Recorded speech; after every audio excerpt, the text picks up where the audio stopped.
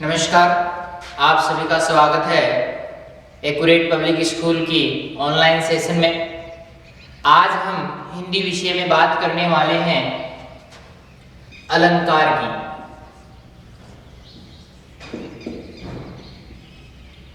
ये जो बिंदु है वो 12वीं क्लास में 2 अंक का प्रश्न है। अब इसमें किस प्रकार के प्रश्न पूछे जाएंगे और किस प्रकार से बोर्ड में प्रश्न पूछे जाते हैं, कितने तरीके से प्रश्न पूछे जाते हैं, इन सब की चर्चा अपन यहाँ पर करेंगे। एक तो महत्वपूर्ण बात इसमें ये ध्यान रखनी है अलंकार में कि इसमें जो भी प्रश्न पूछे जाएंगे, इसमें जो भी प्रश्न पूछे जाते हैं 12वीं कक्षा में माध्यमिक शिक्षा बोर्ड द्वारा, वो किताब से ही पूछे जाते हैं। कई बच्चे क्या होता है कि उदाहरण जो है वो ऐसा सोचते हैं कि उदाहरण बाहर से आएंगे, लेकिन ऐसा नहीं है। उदाहरण जो होंगे वो सिर्फ और सिर्फ 12वीं की जो पुस्तक है हमारी सृजना, उसी से पूछे जाएंगे। इससे बाहर प्रश्न नहीं आएगा। तो जब भी आपको 12वीं की पुस्तक पढ़ाई जाएगी तब ये सारे के सारे प्रश्न जो है वो सोल्व करवा दिए जाएंगे। यानी अलंकारों की चर्चा जब सृजना का पद्य खंड पढ़ा जाएगा तब इन अलंकारों की चर्चा भी वहां पर की जाएगी। तो आगे देखते हैं इसमें क्या है। अलंकार जो शब्द है ये बना है अलम धन कार। अलम धन कार से बना है अलंकार, जिसका अर्थ होता है शोभा बढ़ाने वाला। जिसका अर्थ क्या होता है? शोभा बढ़ाने वाला या करने वाला, यानी जो सुशोभित करे। जो सुशोभित करे वही क्या कहलाएगा? अलंकार कहलाएगा। जो सुशोभित करे वही क्या कहलाएगा? अलंकार कहलाएगा। जैसे जिस प्रकार इसका एक सामान्य अर्थ भी हमारे यहां लिया गया है वो है आभूषण। वो क्या है?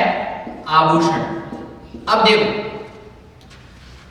अलंकार का सामान्य अर्थ क्या है? आभूषण। जिस प्रकार स्त्री का सौंदर्य बढ़ाने में आभूषणों का महत्वपूर्ण योगदान होता है। स्त्री का सौंदर्य बढ़ाने में किसका योगदान होता है? आभूषणों का। उसी प्रकार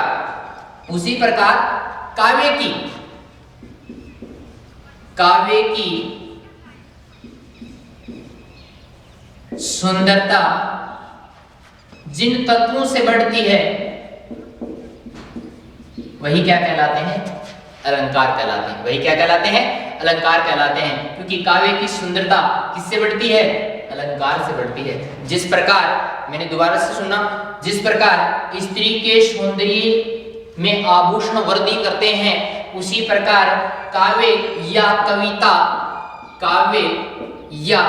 कविता जिसको कहते हैं, कविता की सुंदरता जिन तत्वों से बढ़ती है वही क्या कहलाएगा? अलंकार कहलाएगा। ध्यानपूर्वक सुनेंगे, अन्यथा ये जो टॉपिक है वो इतना जल्दी समझ में नहीं आता। अगर एक बार समझ में आ गया तो फिर भूलते भी नहीं है। तो ध्यान रखना है कि अलंकार होता क्या है?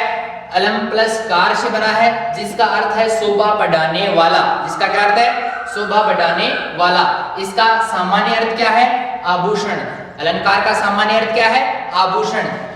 यानी जिस प्रकार स्त्री के सौंदर्य को आभूषण बढ़ाते हैं, उसी प्रकार काव्य की सुंदरता या सौंदर्य को बढ़ाने वाले तत्वों को क्या कहा जाता है?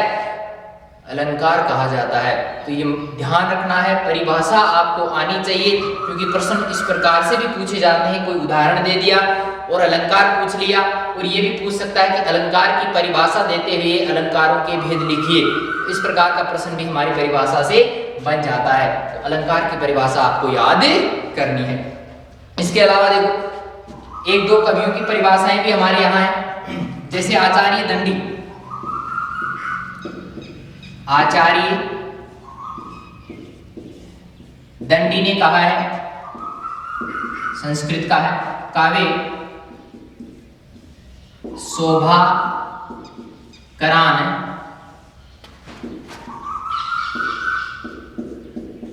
धर्मान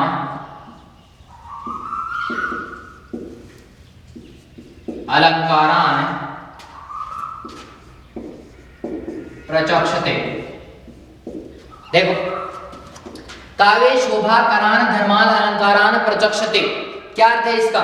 यानी काव्य की, अर्थ लिख लेना, काव्य की, अर्थात लिख देता हूं यहां पर, अर्थात काव्य की शोभा बढ़ाने वाले, काव्य की शोभा बढ़ाने वाले धर्मों को अलंकार कहते हैं, अलंकार कहते हैं। यह भी परिभाषा आप अलंकार के रूप में याद रख सकते हैं कि काव्य की, देखो यहां पर भी वही लिखा हुआ है, काव्य शोभाकरण, काव्य की शोभाकरण, शोभा बढ़ाने वाले, धर्मान यानी धर्म, अलंकार यानी अलंकार, प्रचक्षते यानी कहते हैं। तो देखो, काव्य की शोभा बढ़ाने वाले धर्मों को ही क्या कहा जाता है? अलंकार कहा जाता है। तो ध्यान रखना है, ये परिभाषा भी आप याद कर सकते हैं अलंकार के रूप में। कवि का नाम लिखना चाहो तो ठीक है, अन्यथा कोई दिक्कत नहीं है। इसके अलावा एक कवि और है हमारे यहाँ, वो है रामचंद्र शुक्ल, रामचंद्र शुक्ल, जिन्होंने हिंदी साहित्य इतिहास नाम से, रामचंद्र शुक्ल हिंदी साहित्य का इतिहास नाम से एक पुस्तक की रचना की थी, वो है हमारे रामचंद्र शुक्ल। इन्होंने अलंकार को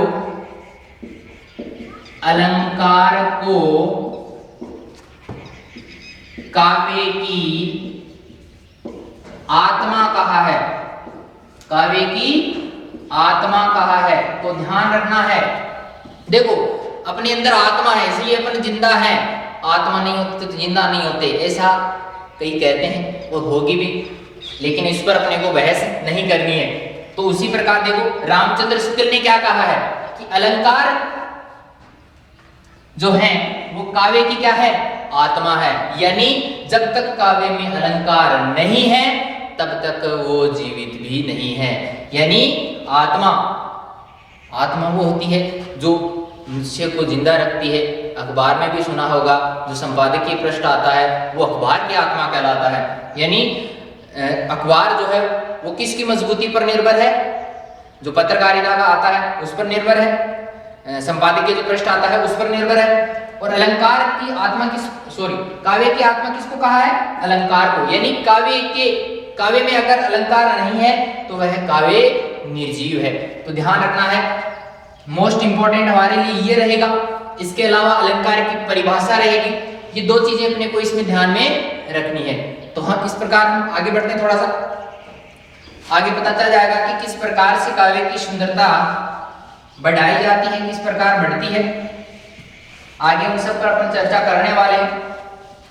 तो देखें, अलंकारों के भेदों की बात करते हैं। कई बार प्रश्न पूछा गया है कि अलंकार के भेद कितने होते हैं? अलंकार के भेद या प्रकार कितने हैं? तो ध्यान रखना है, वो नहीं है जो आप समझ रहे हैं। ज्यादातर बच्चे यही समझते हैं कि अनुप्रास अलंकार है, श्लेष अलंकार है, उपमा अलंकार है, रूपक अलंकार है। ये सब अलंकार के भेद नहीं है, ये सब अलंकार के भेद नहीं है। अगर आपने पहले से रट रखा है तो उसको भूल जाएं आप, क्योंकि वो अलंकारों के भेदों के अंतर्गत नहीं आते हैं। अलंकारों के भेद हैं हमारे पास 3 हैं। कितने हैं? 3। पहला है हमारा शब्दालंकार। पहला कौन सा है? शब्दालंकार। नंबर 2 अर्थालंकार। दूसरा कौन सा है? अर्थालंकार। और नंबर 3 है वो है उभयालंकार। तीसरा कौन सा है? उभयालंकार। तो अलंकारों के भेद कितने हैं? 3। कौन कौन से? शब्दालंकार, अर्थालंकार और उभयालंकार। इन तीनों को ही आपको याद रखना है। ये 3 ही अलंकार के भेद है, इसके अलावा अलंकार का कोई भेद नहीं है। कई किताबों में आपको 2 ही दिए हुए मिलते हैं, शब्दालंकार और अर्थालंकार। लेकिन अपने को इस कंफ्यूजन में नहीं पड़ना है। अपने को ध्यान यही रखना है कि जो माध्यमिक शिक्षा बोर्ड ने दे रखा है जो माध्यमिक शिक्षा बोर्ड ने दे रखा है वही अपने को ध्यान में रखना है। इसके अलावा अपने को आगे पीछे की चीजें या कहां पर कितना दिया गया है उन चीजों पर ध्यान नहीं देना है। तो मोस्ट इंपॉर्टेंट जो है वो रहेगा कि अलंकार के कितने भेद हैं? 3 भेद हैं, शब्दालंकार, अर्थालंकार और उभयालंकार। तो सबसे पहली बात, शब्दालंकार होता क्या है? शब्दालंकार कहते किसे हैं और कौन कौन से ऐसे अलंकार हैं जो शब्दालंकार के अंतर्गत आते हैं? तो शब्दालंकार देखो नाम से ही पता चलता है। पहला ही क्या है? शब्द, शब्द धन अलंकार। अगर पूरा समझ में नहीं आता तो उसका संधि विच्छेद अपने को कर लेना है, तो वो रहेगा शब्द धन अलंकार। क्या हो जाएगा? शब्दालंकार। यानी काव्य की सुंदरता जो है वो किसके कारण बढ़ेगी? शब्द के कारण। तो शब्द के कारण काव्य की सुंदरता, शब्द के कारण काव्य की सुंदरता बढ़ती है। सुंदरता, तो काव्य की सुंदरता किसके कारण बढ़े? शब्द के कारण। काव्य की सुंदरता किसके कारण बढ़ेगी? शब्द के कारण। यानी ध्यान ये रखना है इस शब्द के स्थान पर अगर हम इसका कोई पर्यायवाची रख देते हैं तो इसकी जो सुंदरता है, काव्य की जो सुंदरता है वो अपने आप नष्ट हो जाती है। काव्य की सुंदरता क्या हो जाएगी? नष्ट हो जाएगी। तो ध्यान ये रखना है कि शब्दालंकार भी, कई बार शब्दालंकार से संबंधित अपन बहुत सारी बातें लिख सकते हैं। शब्दालंकार की परिभाषा पूछ ले, इसके अंतर्गत आने वाले अलंकारों के नाम पूछ ले, तब अपने को क्या करना है? तो शब्दालंकार में लिख देंगे कि जहां काव्य में शब्द के कारण सुंदरता बढ़े, शब्द के कारण काव्य की सुंदरता बढ़े, उसे क्या कहते हैं? शब्दालंकार कहते हैं। और एक चीज और लिख सकते हैं कि अगर उस शब्द के स्थान पर कोई पर्यायवाची शब्द रख दिया जाए तो उस काव्य की सुंदरता क्या हो जाती है? समाप्त हो जाती है। तो ध्यान ये रखना है शब्दालंकार में कि शब्द के कारण अगर काव्य की सुंदरता बढ़ती है तो वहां पर क्या है? शब्दालंकार है। देखो इसमें कौन कौन से आते हैं? एक तो आता है अपना अनुप्रास अलंकार। एक तो कौन सा आता है? अनुप्रास आता है। और दूसरा है यमक। एक और आता है जिसका नाम है श्लेष अलंकार, लेकिन वो अपन लिखेंगे किसमें? उभयालंकार में। तो वहां पर अपने को 2 ही याद रखने हैं, एक तो है हमारा अनुप्रास अलंकार और दूसरा है हमारा यमक अलंकार। आगे बात करते हैं अर्थालंकार की। देखो अर्थ धन अलंकार, अर्थ धन अलंकार संधि विच्छेद कर लेना है अगर अर्थ समझ में नहीं आता तो। अर्थ धन अलंकार, अर्थ धन अलंकार। तो क्या होगा? देखो यानी जहां पर काव्य की सुंदरता किस पर निर्भर करे? अर्थ पर। अगर काव्य की सुंदरता अर्थ के कारण बढ़ रही है तो वहां पर कौन सा अलंकार होगा? अर्थालंकार होगा। यानी काव्य की सुंदरता अगर अर्थ के कारण बढ़ रही है तो वहां पर होगा अर्थालंकार। इसमें एक मोस्ट इंपॉर्टेंट चीज है वो ये है कि अर्थालंकार में अगर किसी शब्द का पर्यायवाची शब्द रख दिया जाए तो भी उसकी सुंदरता पर कोई प्रभाव नहीं पड़ेगा। इसमें जब अपन कोई पर्यायवाची शब्द रखते हैं, भाई इसमें अगर कोई पर्यायवाची शब्द रखते थे तो काव्य की सुंदरता नष्ट हो रही थी, लेकिन यहां पर ऐसा नहीं है। यहां पर क्या होने वाला है? अगर भाई यहां पर महत्वपूर्ण क्या है? यहां पर शब्द का अर्थ महत्वपूर्ण है, शब्द महत्वपूर्ण नहीं है। यहां पर शब्द का अर्थ महत्वपूर्ण है। अगर शब्द का अर्थ महत्वपूर्ण है तो अगर किसी शब्द का पर्यायवाची रख देंगे तब भी कोई फर्क नहीं पड़ने वाला। अरे कोई फर्क पड़ने वाला है क्या? नहीं पड़ने वाला। अगर शब्द का पर्यायवाची भी रख देते हैं तब भी यहाँ पर फर्क नहीं पड़ने वाला है। तो ध्यान यही रखना है कि अर्थालंकार में होता क्या है कि जहां पर काव्य की सुंदरता शब्द के अर्थ के कारण बढ़े, शब्द के अर्थ के कारण बढ़े, तो वहां पर कौन सा अलंकार होता है? अर्थालंकार होता है। होते कौन कौन से हैं? देखो इसमें एक तो आ जाएगा उपमा अलंकार, एक आ जाएगा रूपक अलंकार, एक आ जाएगा अपने उत्प्रेक्षा अलंकार। तो ये जो कुछ अलंकार हैं वो अपने किसमें आएंगे? किसमें आएंगे भाई? अर्थालंकार में। यानी शब्द का अर्थ जहां पर महत्वपूर्ण रहे, शब्द के अर्थ के कारण काव्य की सुंदरता बढ़े, वहां होता है अर्थालंकार। नंबर 3 कौन सा है? उभयालंकार। सबसे अच्छा भी है, याद भी नहीं करना पड़ता। कैसे नहीं करना पड़ता? क्योंकि एक याद कर लिया शुद्ध वाला, एक याद कर लिया अर्थ वाला, तो एक रह जाता है अपने उभयालंकार। यानी जहां पर काव्य में शब्द व अर्थ दोनों के कारण सुंदरता बढ़े। काव्य की सुंदरता किससे बढ़ेगी? शब्द और अर्थ दोनों के कारण, और दोनों के कारण जब सुंदरता बढ़ती है तो वहां पर कौन सा होता है? उभयालंकार। दोनों के कारण जब सुंदरता बढ़े तो वहां पर होता है उभयालंकार। और इसका एक हमारे पास उदाहरण भी है, वो ये है कि इसमें कौन सा रहेगा? श्लेष अलंकार। श्लेष अलंकार जो होता है उसमें शब्द के कारण सुंदरता भी बढ़ती है और अर्थ के कारण भी सुंदरता बढ़ती है। तो मेरे ख्याल से ये तीनों चीजें आपकी समझ में आ गई होगी। महत्वपूर्ण भी है भाई, महत्वपूर्ण भी है और याद भी अपने को करना है। तो इस प्रकार हमारे अलंकार के भेद कितने हो जाते हैं? 3 हो जाते हैं, शब्दालंकार, अर्थालंकार और उभयालंकार। आगे देखते हैं। अपन ने अभी तक अलंकार के भेदों की बात की, अलंकार की परिभाषा की बात की। अब हम बात करने वाले हैं नंबर 1 पे चलेंगे। हमारा पहला ही बिंदु रहेगा, वो क्या रहेगा?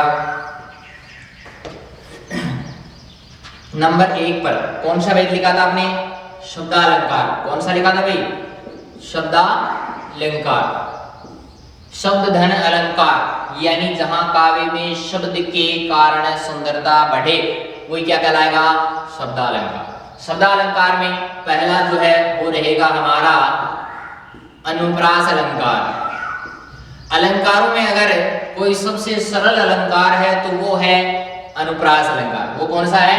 अनुप्रास अलंकार सबसे सरल है, आपको याद करने में बिल्कुल भी दिक्कत नहीं होती। क्योंकि जब आपको के गेड़े आते हैं भाई, के गे ये जब आते हैं, वर्ण जब आते हैं तब अपने को दिक्कत नहीं होगी। और वर्ण आते हैं इसीलिए तो अपन ये सब पढ़ रहे होते हैं भाई, ये सब कुछ लिख रहे होते हैं, ये. तो आते हैं ना सबको, तो अपने को अनुप्रास अलंकार में दिक्कत नहीं होगी। देखो क्या है इसमें अनुप्रास अलंकार, जहां काव्य में वर्णों की क्या होगी? वर्णों की आवर्ती हो, क्या होनी चाहिए भाई? काव्य में वर्णों की, सॉरी काव्य पंक्ति में क्या होनी चाहिए? वर्णों की आवर्ती। अब देखो, चारु चंद्र की चंचल किरणें खेल रही हैं जल थल में।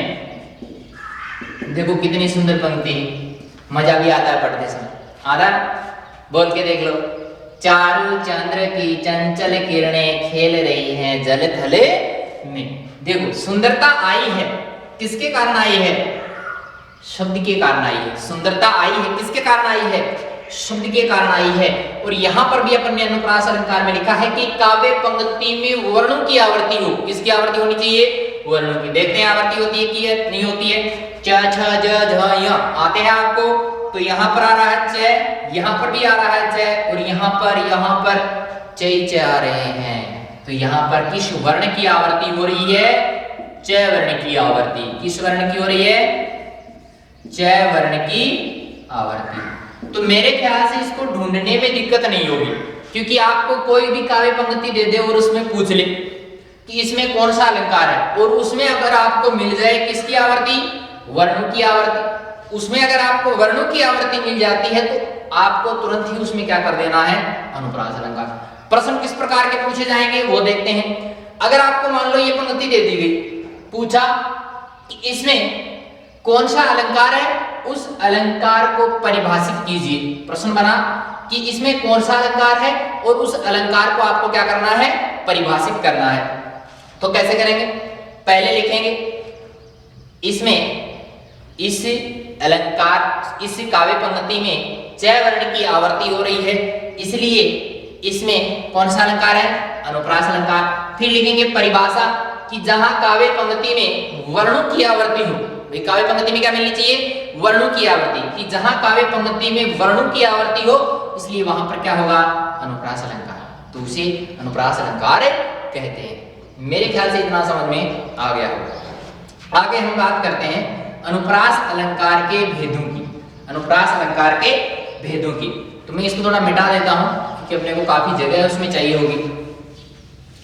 देखते हैं आगे, पढ़ेगा कभी अनुप्रास अलंकार के भेद।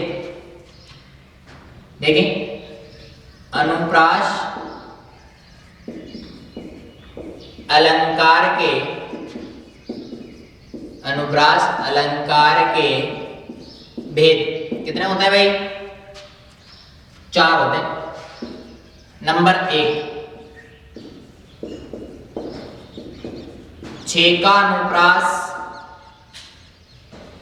अलंकार, छेकानुप्रास अलंकार। नंबर 2 पे रहेगा वृत्यानुप्रास। नंबर 3 पर रहेगा श्रुत्यानुप्रास और 4 नंबर रहेगा हमारा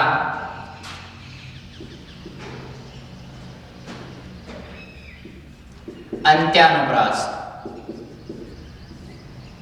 अब कई बच्चे कह रहे होंगे सर भेद तो इसके 5 होते हैं, तो कई जगह 5 दिए गए हैं, कई जगह 4 दिए गए हैं। आपके लिए इंपॉर्टेंट कितने रहेंगे, 4 ही रहेंगे। 5वां भी मैं आपको बता दूंगा, ऐसा नहीं है कि बताऊंगा नहीं, बताऊंगा जरूर, लेकिन अपने भेद कितने रहेंगे, मुख्य रूप से इसके जो भेद होते हैं वो कितने होते हैं, 4 ही होते हैं। एक अन्य जो है लाटानुप्रास, वो भी इसी में जोड़ा गया है, लाटानुप्रास है इसी में जोड़ा गया है, लेकिन अपने को 5 याद करने हैं। लेकिन यहाँ पर मुख्य रूप से अनुप्रास अलंकार के भेद कितने होते हैं, 4 ही होते हैं। ठीक है, इतनी बात समझ में आई। चलो देखते हैं, पहला क्या है हमारा, छेकानुप्रास।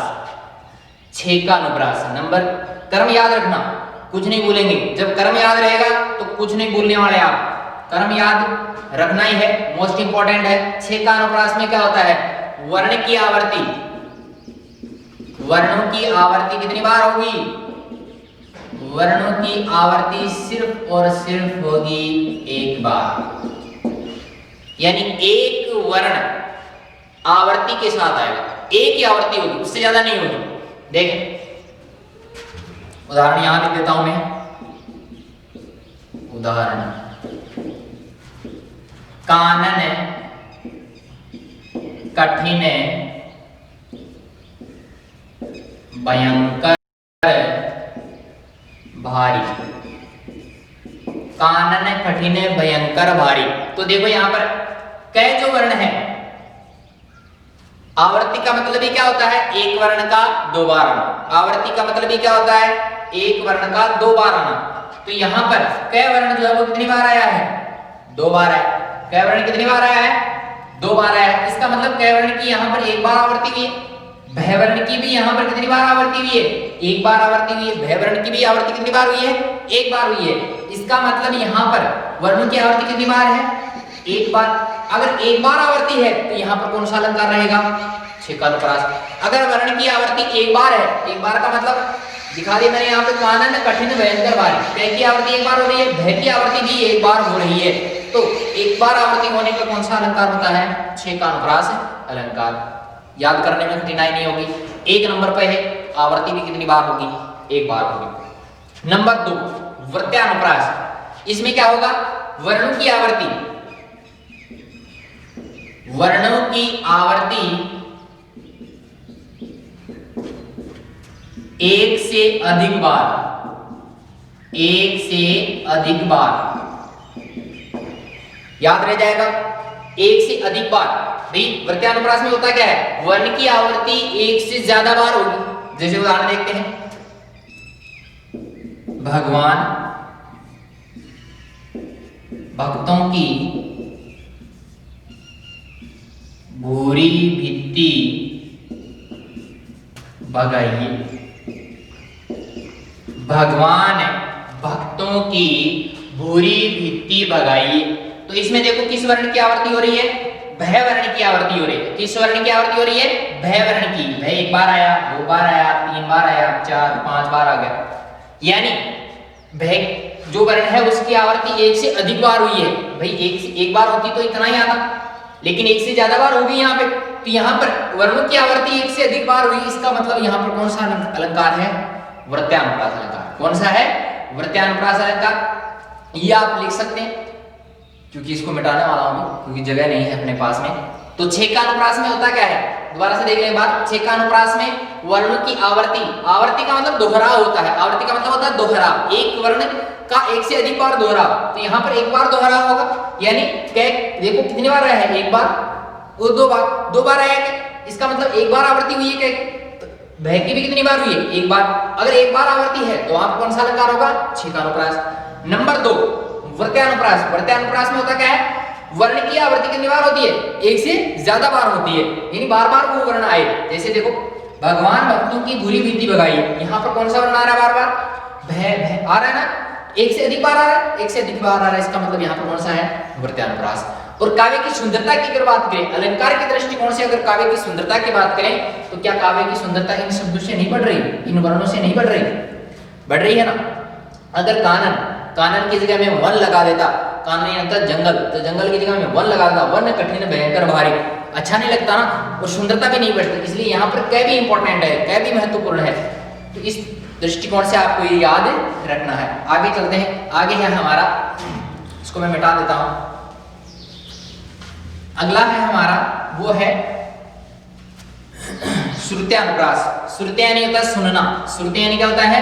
सुनना। श्रुत्यानि होता है सुनना। अब देखो, आपने कभी वर्णमाला पढ़ी हो, वर्ण पढ़े हो, तो ये भी पढ़ा होगा।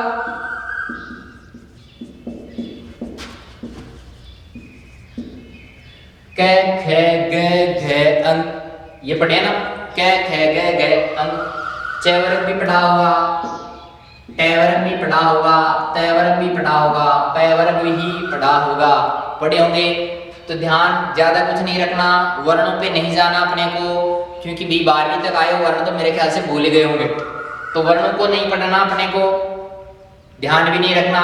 लेकिन ध्यान इतना होना चाहिए कि क से लेके अंग तक, च से लेके य तक, इनके बीच में कौन कौन से वर्ण आते हैं, यानी ये लाइन याद करनी है, ये वाली लाइन भी पूरी याद रखनी है, ये वाली लाइन भी याद रखनी है, ये वाली, ये याद रखना है आपको इतना। तो देखो करना क्या है इसमें, श्रुत्यानुप्रास में क्या होगा? श्रुत्यानुप्रास में यानी एक ही उच्चारण स्थान वाले, एक ही उच्चारण स्थान वाले, उच्चारण स्थान वाले वर्णों की आवर्ती, वर्णों की आवर्ती। तो मैंने यहां पर एक चीज लिखी है, उच्चारण स्थान। अब उच्चारण स्थान अगर आपको ज्यादा पता नहीं है, ज्यादा अगर आपको उच्चारण स्थान के बारे में पता नहीं है, तो ये लाइनें याद कर लेना। ये लाइनें क्या कर लेनी है अपने को? याद कर लेनी है। जैसे मैं उदाहरण भी देता हूं आपको, दीनांत, था, थे, दीननाथ, डूबते। दीनांत, था, थे, दीननाथ, डूबते। क्या आपको इसमें तय वर्ग नजर आ रहा है? इस पूरे में क्या आपको तय वर्ग नजर आ रहा है? अगर आ रहा है तो समझ लीजिए कि आपका बिल्कुल सही है। अगर दिखाई नहीं दे रहा है तय, अरे लाइन तो आती है ना आपको, त, थ, द, ध, न, ये आ गया द, इसमें पूरे में देखो है, था इसी में आता है, थे इसी में आता है, द इसी में आता है, ड नहीं आता ना, ट, ठ, ड, ये ट वाले वर्ग में आता है। तो यहाँ पर इन सब का भी होता ये है कि इन सब का उच्चारण स्थान एक ही होता है। ये जो वर्ग बने हुए हैं ना, क वर्ग, च वर्ग, ट वर्ग, त वर्ग, प वर्ग, इन सब का उच्चारण स्थान इसका अलग होता है, इसका अलग होता है, इसका अलग होता है, इसका अलग होता है। तो इन सब का उच्चारण स्थान अलग अलग है। तो उच्चारण स्थानों पे नहीं जाना आपको, आपको सिर्फ इस पे जाना है कि इस वाली लाइन के ही अगर आ रहे हैं तो वहां पर कौन सा होगा? श्रुत्यानुप्रास। इस वाले वर्ग से आ रहे हैं तो वहां पर कौन सा होगा? श्रुत्यानुप्रास।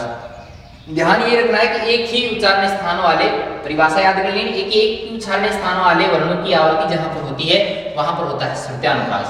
दीनांत था थे दीननाथ डूबते। एक और है तुलसी सिद्धत, तुलसी सिद्धत निस दिन देखत तुम्हारी निठुराई। तो एक ये भी है तुलसी सिद्धत निस दिन देखत तुम्हारी निठुराई। तो ये भी इसका उदाहरण रहेगा। तो ज्यादा यहाँ पर कर नहीं सकते, समय की सीमा है हमारे पास में। तो अगला है हमारे पास अंत्यानुप्रास। अगला कौन सा है? अंत्यानुप्रास। तो ध्यान इसमें कुछ नहीं रखना, अंत्यायनी होता है अंत, अंत्यायनी क्या होता है? अंत। यानी जो काव्य पंक्ति होगी, काव्य पंक्ति जो होगी, काव्य पंक्ति में क्या होगा? अंतिम जो वर्ण है, अंतिम वर्णों में तुक मिलेगी। अक्सर ये तुक क्या होती है भाई, है ना? तुक मिलेगी। तुक मिलने का मतलब है अंतिम जो वर्ण होंगे, अंतिम जो वर्ण होंगे उन वर्णों में आपको जो स्वर मिलेगा या जो वर्ण मिलेगा, अंतिम जो वर्ण है उस वर्णों में क्या होगी? समानता होगी। उन वर्णों में क्या होगी भाई? समानता होगी। उन वर्णों में क्या मिलेगी आपको? समानता मिलेगी। देखो उदाहरण देते हैं इसका एक, काली काली, काली काली अल्पों में,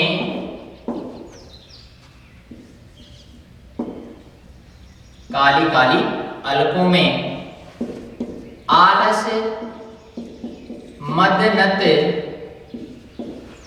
पलकों में। देखो मैंने यहां पर बात की है अंतिम वर्णों की। अंतिम जो वर्ण है वहां पर क्या मिलनी चाहिए? अपने को तुक मिलनी चाहिए।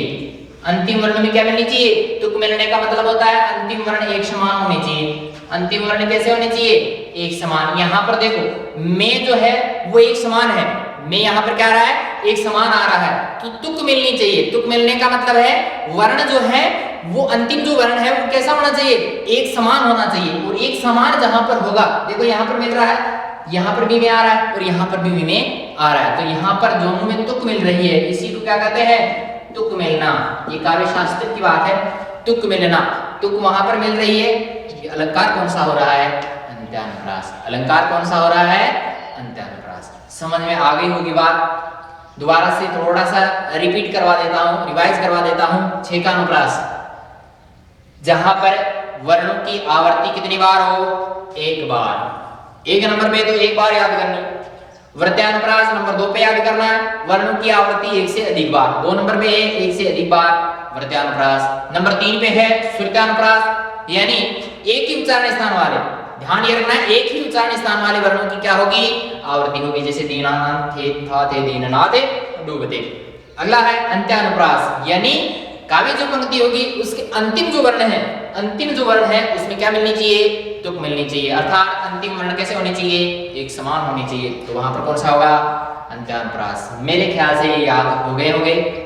फिर भी अगर कोई समस्या हो आप पूछ सकते हैं, आपको व्हाट्सएप नंबर दिए गए हैं। अगला हमारा एक और रह गया जो मैं बताना चाहता था आपको कि कई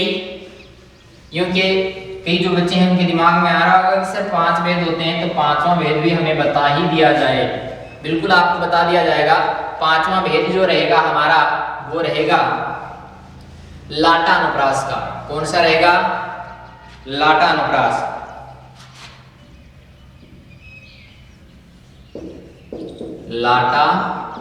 लाटानुप्रास। अब देखो इसमें क्या होता है, अपन ने वर्णों की आवर्ती की बात कर ली, वर्णों की आवर्ती भी हुई, अंतिम वर्णों में भी तुक मिली, एक बार भी आवर्ती हुई, लेकिन यहाँ पर कुछ अलग होने वाला है। वो क्या होने वाला? देखो यहाँ पर क्या होगा, पूरी की पूरी जो काव्य पंक्ति है, पूरी की पूरी काव्य पंक्ति की आवर्ती होगी। कुछ परिवर्तन हो सकता है, एक दो वर्णों में परिवर्तन हो सकता है, लेकिन उस पर अपने को ध्यान नहीं देना है। ध्यान ये देना है कि काव्य पंक्ति में वर्णों की आवर्ती। अब इसलिए मैंने इस लाटानुप्रास को उसमें इसलिए नहीं जोड़ा क्योंकि उन सभी में जो अपन ने 4 पढ़े उन सभी में तो हो रही थी वर्णों की आवर्ती, उन सब में किसकी आवर्ती हो रही थी? वर्णों की आवर्ती। लेकिन यहाँ पर तो कुछ अलग ही हो रहा है, यहाँ पर तो पूरी की पूरी काव्य पंक्ति की आवर्ती हो रही है, यहाँ पर तो पूरी की पूरी काव्य पंक्ति की आवर्ती हो रही है, इसलिए मैंने इसको उसमें नहीं जोड़ा था, इसलिए लाटा अनुप्रास को अनुप्रास अलंकार में नहीं जोड़ा था। तो देखें इसमें पूत